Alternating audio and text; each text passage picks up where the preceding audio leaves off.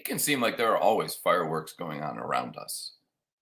Whether it's near the 4th of July or not, doesn't seem to really matter. And are you one of those people who enjoy the fireworks when they go off and you look to the sky and watch in awe? Or are you like a lot of dogs and go hide under a couch or a bed because the fireworks are just a little bit too much for you, yourself, others, or your business? We'll talk about fireworks on the outside and the impact they have on us and more on this episode 870 of today's Antidote. Stay tuned for today's Antidote, brought to you by the Renegade Success Network. Today's Antidote features a healthy dose of thought-provoking insights and information for business owners, entrepreneurs, leaders, and nonprofit professionals. Each day since March of 2020, this program has offered that one thing to help you continue on your own unique pathway to success. And now, Renegades, we bring you Bob Graham and Tom Brush. Hey, Tom, good morning. It's so good to be back around 7-ish. Whew. Hey, That was wild yesterday.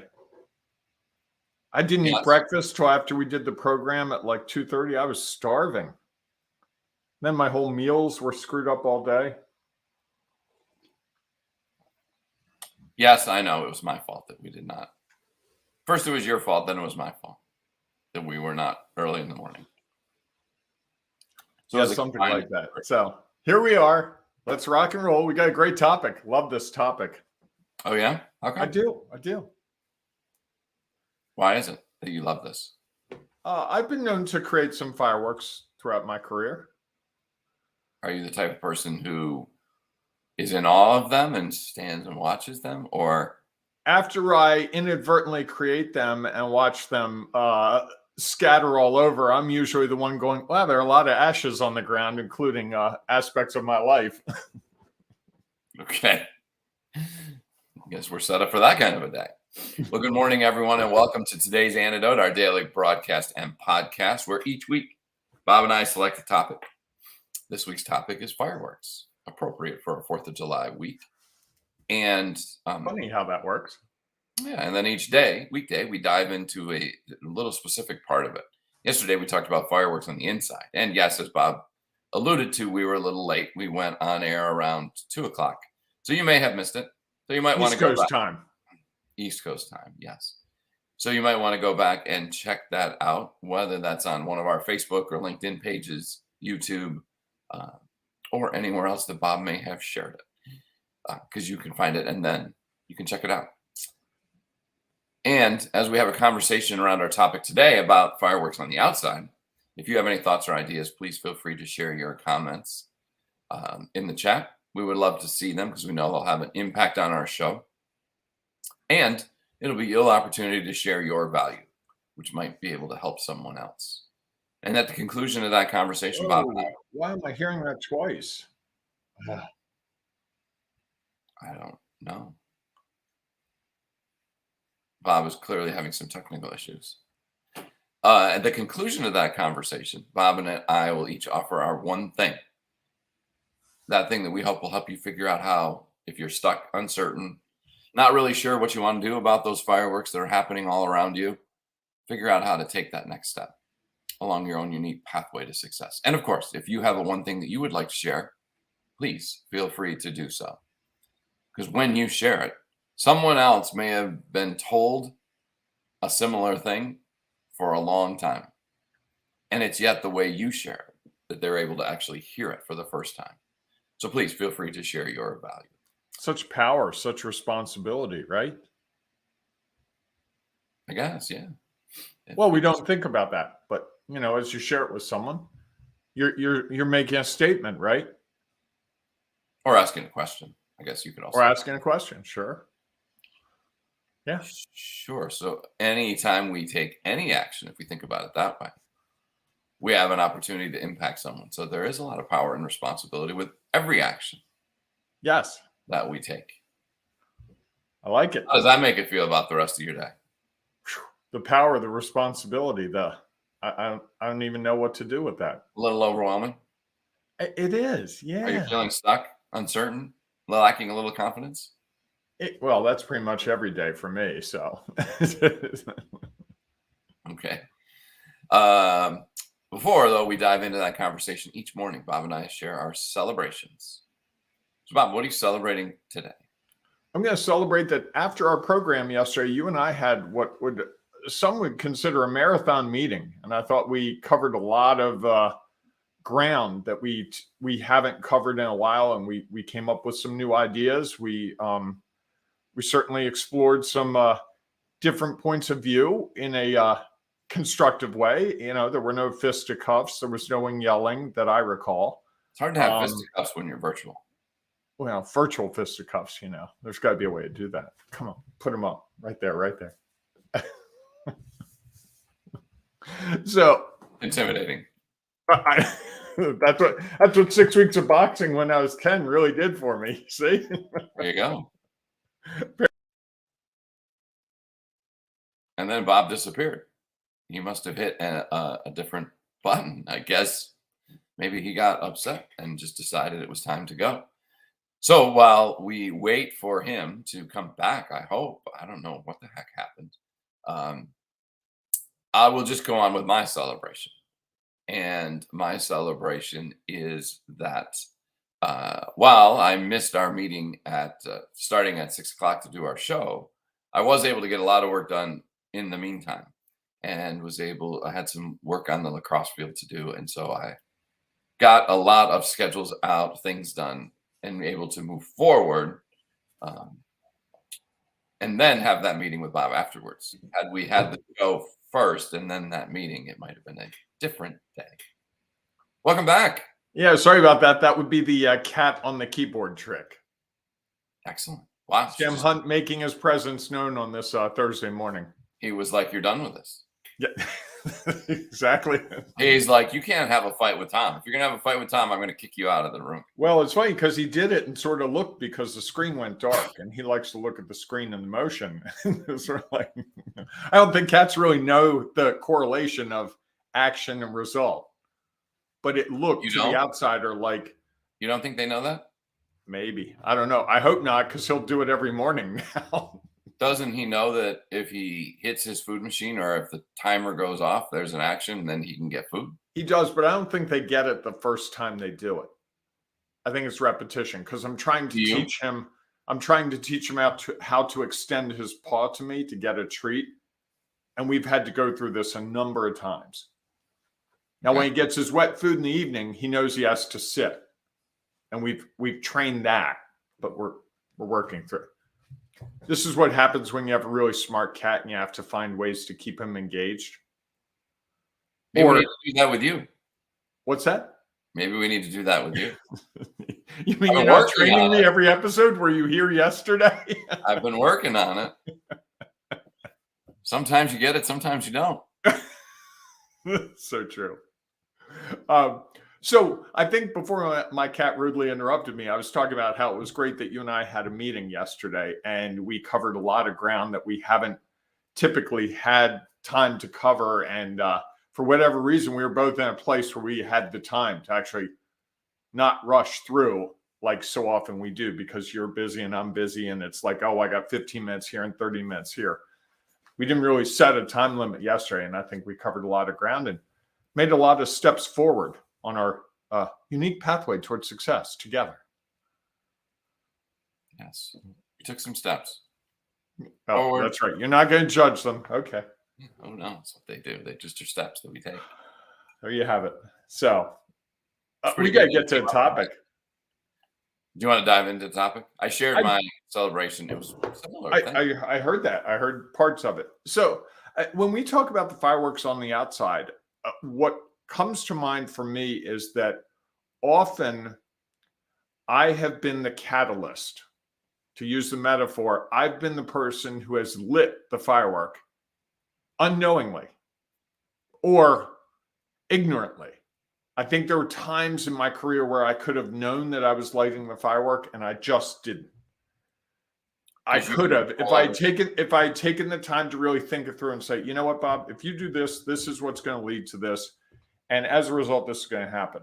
I 'Cause think you can what's control the interesting results. is, You can uh, control the results of your actions. well, I think I can certainly control my actions, which have results, right? Sure. I can think of a couple of situations in jobs, one in particular where I could have acted differently. And I think the result might have radically changed my future.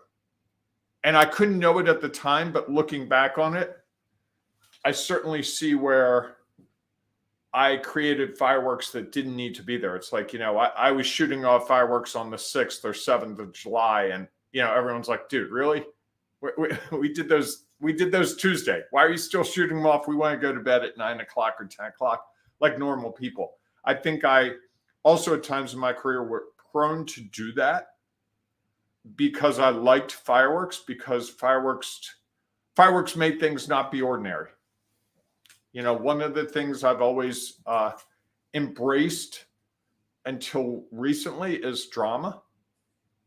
Like drama kind of made me feel like I was awake and alert and alive. And I've had to really learn how not to use drama as wow, it was a really busy day today because there was something dramatic that happened.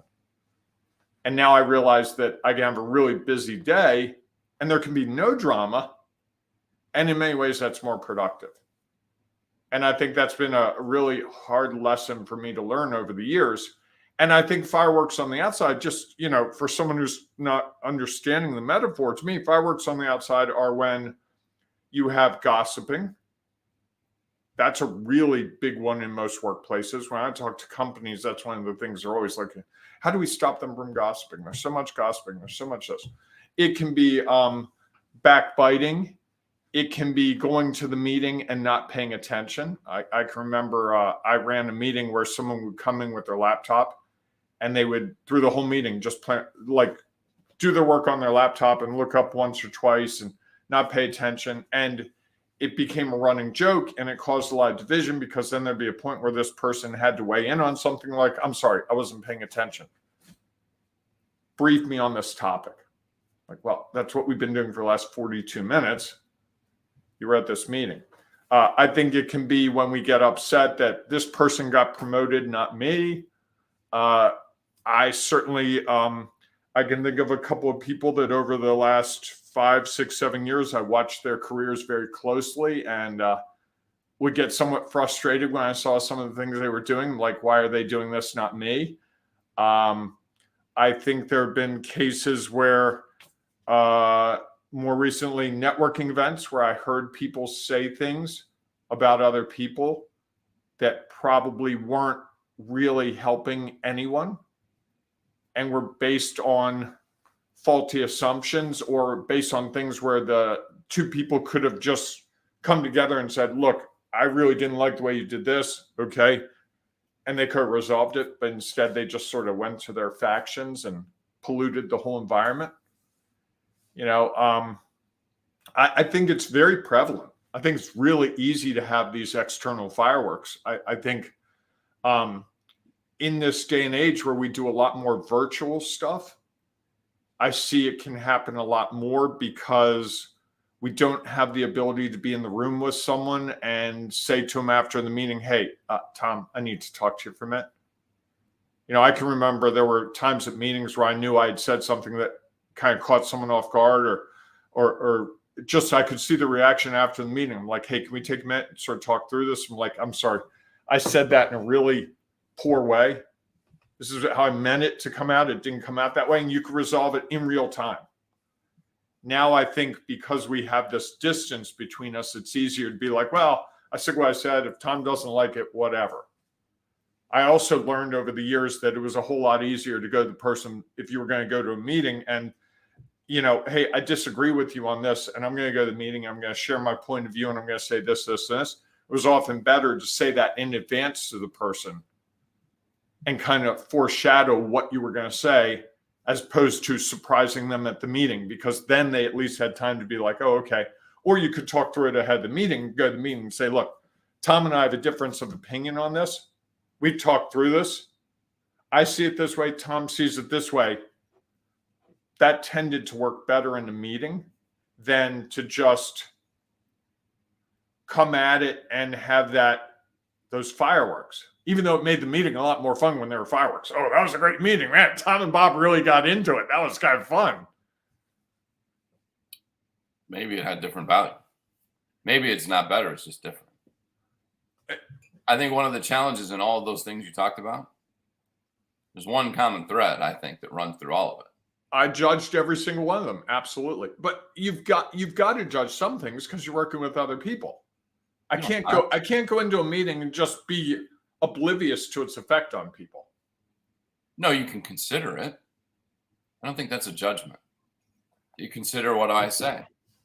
Then I'd make a decision that is, in my mind, the decision that I make in the moment, given all the knowledge, experience, and perspective that I have, and I choose to take an action, whatever that might be. Now I can just accept that I took this action, or, as I think you stated in many of those instances you shared, I can then judge the action rather than learn from it. And I think that's where we run into the challenges. Is there's a lot of assumptions going on that if you light this fire, if you take this action, you're going to get this result, which you can't control. Even with a firework, you can say, "Oh, I've got one that's just going to do a big boom," and you light it, and it either doesn't go off, it sends up in the sky, but it does nothing. It's a dud, and you'll be like, "Huh, interesting. I thought for sure I was going to get a big boom out of that, and nothing happened. What did I learn? That not always are fireworks going to work, or that actions are going to get the result that I expected." And I think the challenge is we get caught up in that judgment of, "Oh, I should have, could have, I should have known better. I look back now and I should have known that this action was going to initiate this reaction." How could you know that? You can't.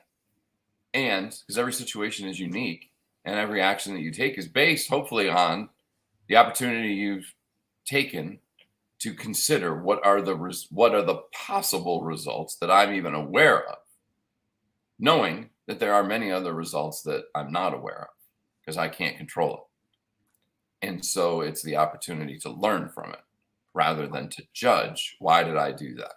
I don't think I was fully considering in advance some of my actions. Boy, there's some people that if they hear that, they'll be like, "Wow, I can't believe he said that." They could probably give me a list a mile long of cases like that.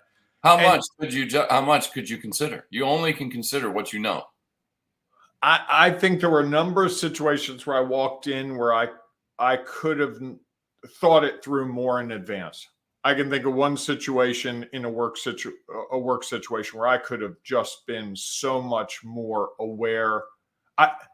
I just Because you've been in that exact situation before. So you should know what to do. I think in a lot of cases it was a matter of maturity. And just looking at a situation. What is maturity? What is maturity? Well, but What here's is the problem, maturity? Tom. Your approach is, "Oh, I just go and I screw things up and then I figure it out, screw things up and figure it out." The unfortunate part is, in various parts of my career, I didn't have the luxury of getting to screw it up. It was on a big stage. It was in a place where you didn't have the opportunity to screw it up. And I think looking back, I could have probably thought more about my actions in advance and done more calculating, more awareness of, this is very similar to this situation, and in this situation, this happened. With the knowledge, experience, and perspective you didn't have. How does that work? No, I think with the extrapolation of knowledge, experience, and perspective I had. Well, here's the thing. What is maturity? So I'll give you an example. I was talking to a leader a couple weeks ago, and we were discussing a situation at work that they were struggling through. And at one point they said, "It keeps coming up in my head that this is very similar to this situation that happened to me at work." And I said, "Oh, okay, that's interesting. Walk me through it." So walk through. I said, and they were giving it to me from their perspective as the person having it happen to them. I said, "All right, why don't you put the hat on of the leader in that situation? Shift your focus and think through it as leader.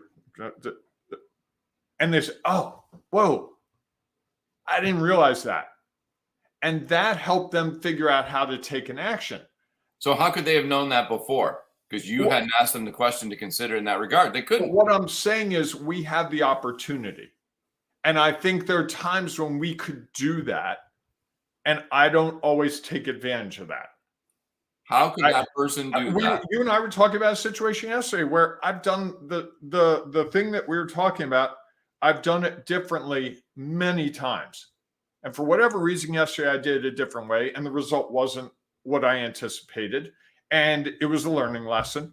I should have known to do it the way I'd done it a number of times. Why? Because that's just the way I am. So you know the results of every action you're going to take and what they're going to generate. No, I know that if I do certain things, I know when I come to this program, we've done 270 episodes, right? I know how I need to show up at this program. I know my role. I know that I'm going to be the one who's very open about what's going on in my life, and you're going to be the one to ask a million questions. I can't change that tomorrow and go, all right, Tom, hey, this is a really great topic. So here we are, it's Friday, and we're talking about fireworks. And I go, all right, so what you got, Tom? And I stand there and you start talking and there's no example. And at some point I'm going to say, okay, I've done this 270 times. I know what my role is. And you know what your role is. We're not going to flip those roles. What's that? You keep saying 270. Oh, I'm sorry, 870 times. Yeah. But we've developed roles. And I think we do that in our jobs as well. And I am a certain way as a owner of a business. If you see me show up, I think you're going to see me show up today that very similar to the way I showed up 6 months ago and a year ago and 2 years ago, probably 12 years ago, if I'm being honest. Yes, I've learned some things, but I show up a certain way. We show up a certain way. So yes, we can learn, but I don't think we learn as quickly and as much as we possibly could. I don't think you're learning. I think you're judging. Because if you were learning, you would say, what did I take away from this yesterday? How might I do this differently? And you would also realize that every situation is unique. And how especially when you're dealing with someone else, and how the other person is going to respond, you can't control. So maybe as you're going through it, you're making constant decisions about what are the things you are going to say, do, how you're going to act, and basing some of it off of the way that they are responding. And in the moment, sometimes we can't always recall all those things that we have learned, because hopefully we've learned a lot. And we do what we can do in the moment, given what we know. Sometimes it's not what's going to generate the reaction that we thought. Sometimes it will. We have no control over that. It's not even a 50-50 thing. It's an unknown reaction because we don't control it. Somebody else does. And so beating ourselves up over something that we did because of the results that we got. Now, if I put my hand on the stove when it's hot, yeah, I know that's going to not be good. That doesn't mean that I will never, ever again put my hand on the stove and it's still hot. Because I made a thought that, well, it's got to be cooled off by now. And it isn't. Okay, what did I learn? Maybe I should just never touch the stove. And then we'll do, you'll be backing up from something and you start to fall and you put your hand down. Well, that was what you could do in the moment. You didn't have time to actually think and consider all of the knowledge, experience, and perspective you have. Can you imagine if we were doing that every day? Every day, every action, you pause and say, before I make this next statement, I need to think about what I might say. Oh, I think that would probably have behooved me in countless examples. And is it realistic? Is it realistic? I don't know. You're someone who doesn't say things wrongly or get into trouble for your words that I've seen. I mean, I've known you for a fair amount of time. You've never said something really stupid to me. I mean, you kind of crossed over the line yesterday in our meeting, but I let it go because I'm a nice guy. But you generally don't. I think of the two of us, I've probably stuck my foot in my mouth countless times over the time we've been together. And I can't think of one example where you have. Because you're not taking enough time to stop and think. And you're not always with me. So I think that there's so what you're telling me is, oh, good, Bob's gone. Now I can be a jerk. Some people might say no that. wonder you want these episodes to be longer and longer. Some people, it's the thing is that if we did that, can you imagine this show? Ask me a question. How was your day yesterday, Tom? Hold on. Let me see. What knowledge do I have around what I did yesterday? Okay, I have some thoughts on that. Wait on. Hold on. I got to now look at my experience. That's what I'm doing the whole program, Tom. I don't know about you. If you're just winging it, God bless you. For me, I'm calculating everything I say. Everything. With all of your Every knowledge, single experience, and perspective. everything I say. I don't buy that. I don't buy it. How can you? So you're telling me that you can over the course of this program already, we're 26 minutes and 38 seconds into it, and I'm already calculating how many things I said that people in my life could come back and say, hey, I heard what you said this morning on the program. That was kind of interesting. You might want to listen to what you said once in a while. You should go back and listen to that episode again. Okay. What is that? I think there are people that I've worked with over the years that would be like, it's about damn time you figured that out. I figured that out 22 years ago. You just got to the party today. Congratulations.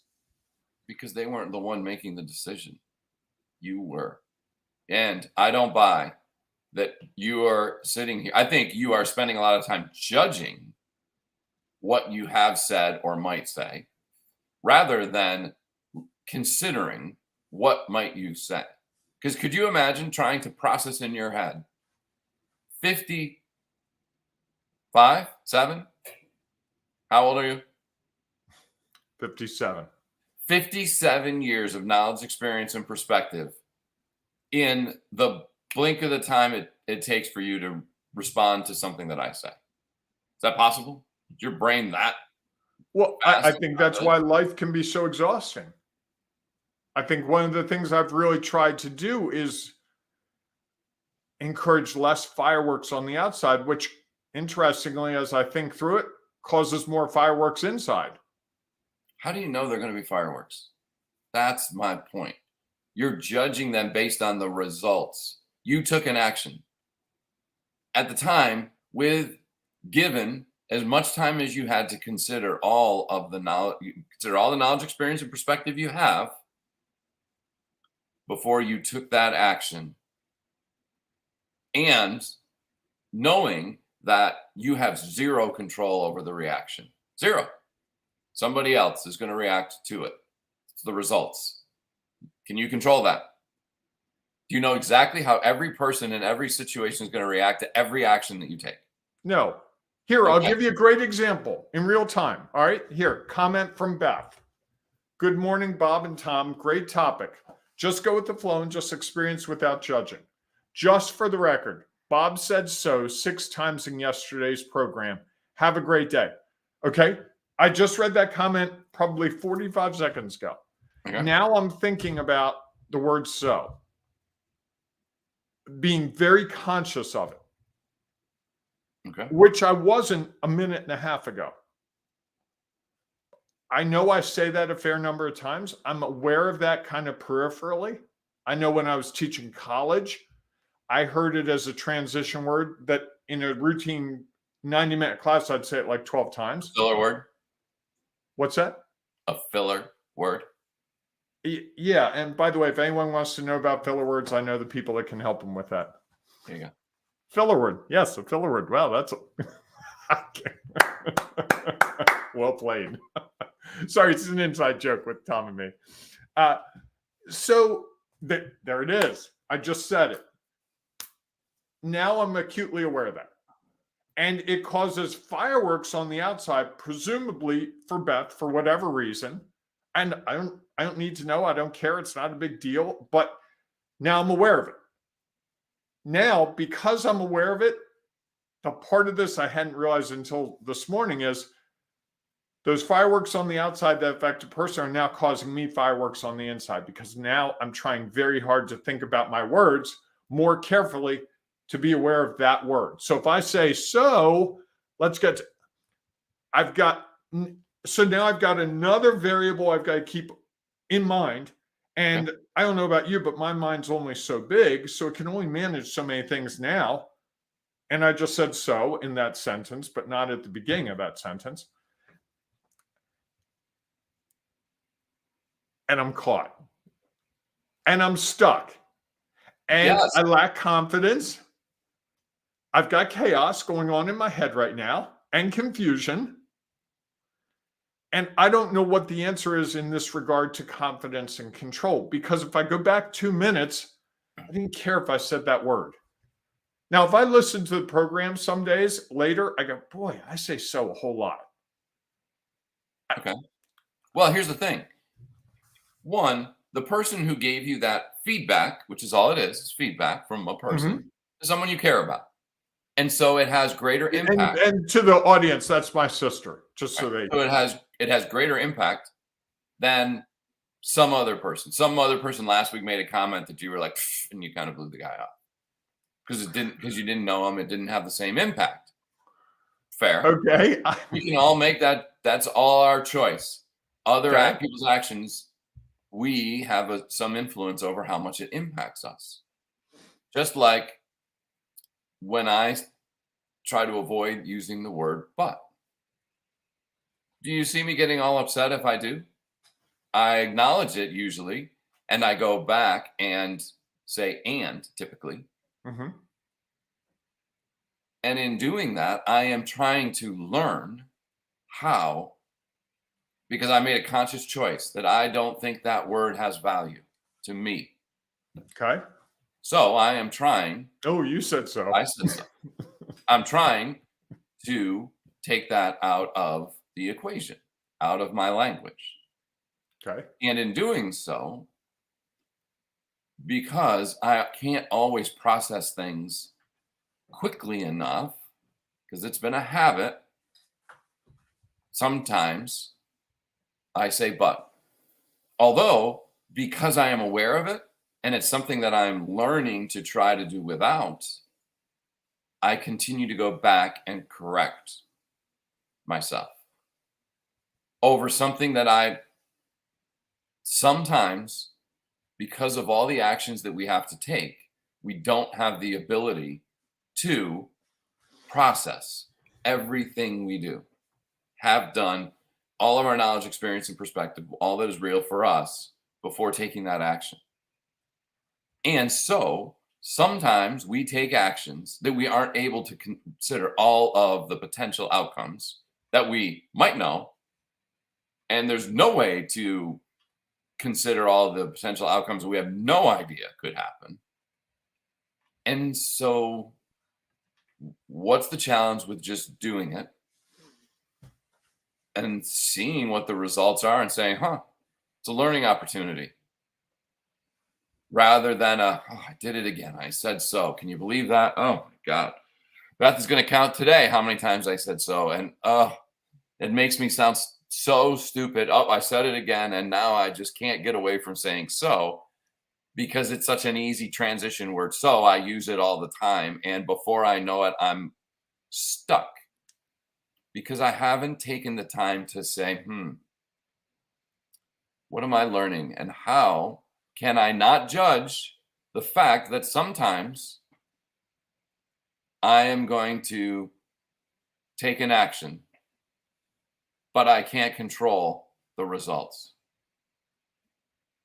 Okay. I didn't go back and change it that time. I intentionally used that word as an example. Okay. Kelly's with us this morning, and she says, makes me think about how many words truly do not add value. Interesting. Thanks for sharing. Hence our friends Keith and Rebecca talking about filler words over the last couple of years and how we often use filler words to collect our thoughts and to just move from one place to another as our minds try to catch up with our mouths. And what's the fascinating thing about it is once you take the time to consider what you've learned from that, I think you have the opportunity to work on changing those habits. And I would imagine that's going through your head right now is, how do I not use the word so? Or no, actually, what's going through my head right now is, so is probably one of 88,000 words I say that I probably need to manage better. And so I'm completely, I just said so, overwhelmed by the whole situation, which is, I think, what happens to all of us in our business. And you know why? What word did you use in there? I don't remember. Better. It's judgment. You're judging yourself that you can do better. And saying that, in a way, is kind of like the teacher slapping your wrist. Come on, Bobby, you can do better. They didn't call me Bobby. Thank God. Robert, you can do better. They called me Bob, oddly enough.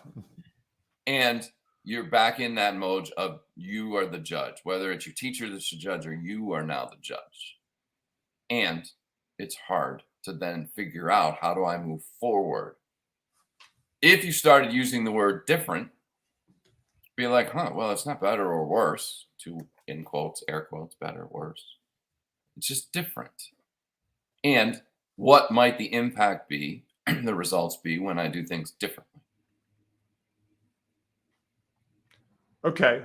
So, oh, damn it, I said it again. Kelly adds, I think we may celebrate people who can answer a question using non-value added words. Makes me think of the book, blah, blah, blah. I don't know that book. Neither. I'll have to look it up. Sounds like I wish I'd written that book. No, yours would be so. Mine would be but, or. Interesting. You use the word interesting sometimes a lot. Yeah, you know why? Why? Because I think it's not a judgment. Ah, okay. Because I could say you're correct. I could say you're right, you're wrong, blah, blah, blah. Be like, interesting. And what I think for myself, when I say interesting, to me, that's something that I want to consider. That I want to see what impact does it have based on what you said. And I say, interesting. That's, let me think about how that impacts what's real for me. That I've taken it as something that is interesting and let me consider. Do you know another word I use a lot? Funny. Oh, maybe. I don't know. I hadn't noticed that one. There's another one I use. What's that? Fair. Okay. All right. I mean, and we all have those verbal crutches, and we just, yeah. So I'm going to move on because I'm getting really uncomfortable. So I think my lesson for the day, my one thing, my today's antidote, when we talk about fireworks on the outside, is that all the fireworks on the outside I brought up caused me fireworks on the inside.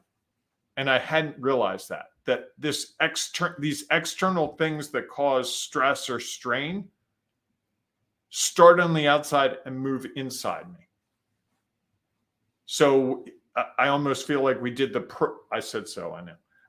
I feel like we did the wrong order. We should have done external, then internal. That sounds like next time.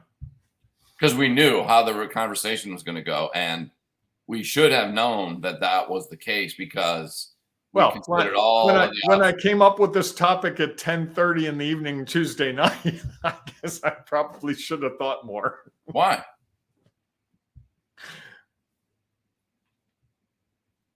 And I don't remember tomorrow's topic. I know there's a topic tomorrow around this, but something like don't let it explode. Oh, that's right. Don't let it explode.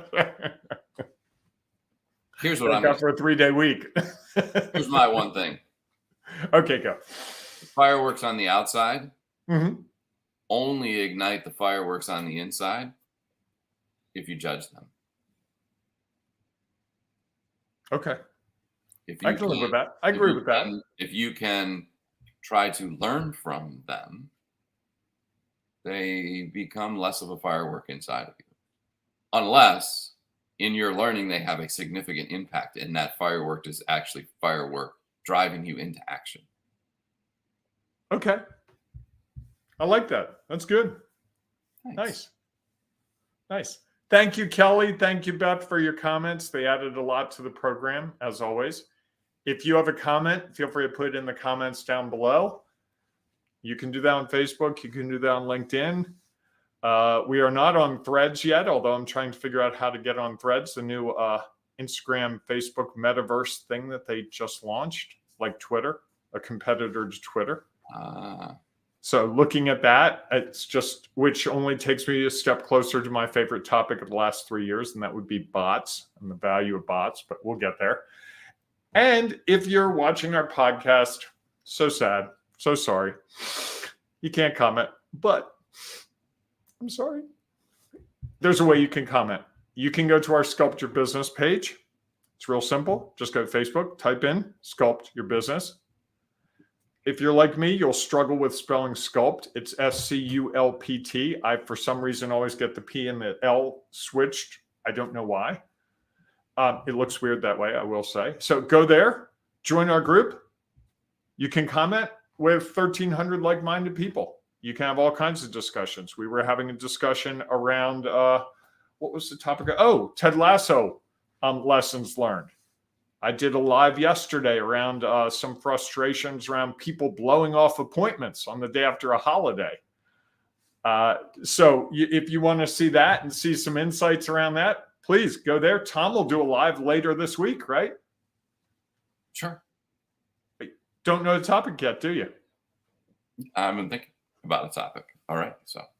Okay, good. So Tom and I do lives each week. They're completely in the moment. They're not scripted. They're not like this program. It's one of the other of us. And I think it's really an opportunity. Honestly, I get some feedback from people around those that really helped me to think about some things going on in my like day-to-day stuff. So I think they're just one of the values we provide in that Sculpt Your Business group as we help people try to figure out how to sculpt their business to be what they're looking for more easily with less chaos and confusion, more confidence and control. And if that's of interest to you, I have a hunch, I'm just spitballing here, in about 90 seconds, there'll be a little promo about it where there'll be more about it. And I'm going to bet, Tom, that the voice sounds very much like this one. Just crazy. Did I miss anything? Oh, yeah, we'll be back tomorrow, 7 a.m.-ish Eastern time for our next edition of Today's Antidote. Hey, folks, enjoy your day. And now you go. Well, I can't do things like you do. Yeah, sure you can. This is where you get to say, embrace the renegading you. If I choose. And I now realize that the so's were the so's at that, not the so's throughout the program. Remember, we've been counting so's at the end. When I say embrace the renegading you, it's so worth it. That's what the 6 was about. I thought it was 6 during the program, which is really interesting. Think about that. think about how I allowed my mind to go completely down a different path. You took feedback and judged it. I did. Judged yourself and your actions rather than learning from it. And if you had been curious, as Walt Whitman would say, you'd have said, "Hey, Beth, really? I didn't realize I said so that often." And she would have said, "No, I'm talking about at the end of the show when you said it's so worth it." And then you might have been like, "Oh," and it would have had little to no impact on you whatsoever. Instead, you started judging it and yourself. The program within the program. To the people that left at 22 minutes or 32 minutes, they missed the best lesson of all. Is there anything you want to say as we close here today, Tom? I just want them to go out and enjoy the day, and we'll see you soon. Hey, like promised, here it is. You have a chance to sculpt your business. I know you're saying, oh, I don't know what I'm going to do with this business. I don't know how to make it what I want to be. I've tried everything. It's just not working. Well, guess what? That's where we come in. Tom and Bob, or Tom and me, as I like to think of myself, not Bob as me, we can help you. We can help you go from chaos and confusion to confidence and control. Those are not all words with the letter C at the beginning. Well, they actually are, but it's more than that. It's being able to walk into your day and know what you're trying to do and why it's important and how it can move forward without chaos. So much of what we do ends up in chaos because we don't know the steps to take. As we build a process with you, you'll start to understand how you can control your day and how you can build confidence. If that's something you want to talk about, track down Tom or Bob. It's easy. Go to social media. You know how to do that. Or go to the renegadesuccessnetwork.com. We'll see you there real soon.